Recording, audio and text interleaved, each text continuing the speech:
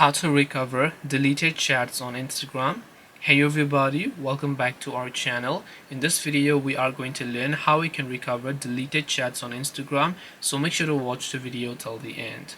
In order to go ahead and then basically recover deleted chats on Instagram, you have to go and open the Instagram application here, log into your account.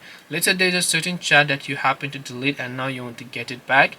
You can come to your profile icon from the bottom right of the screen here, then tap the three lines option from the top right to come to the settings page here. And from here what you want to do is in the search tab you just want to type in download my information. So just go ahead and type in download over here. You'll say download the information, so you can select that.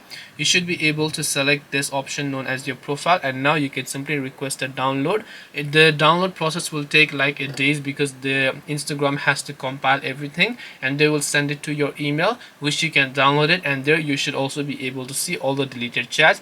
Though you might not see them within the Instagram app, you'll see them in a certain file. So hope this video helped you guys as to how you can recover deleted chats. If you have got any questions, then feel free to also leave them down below. Thank you for watching till the end of the tutorial, and see you soon in the next video.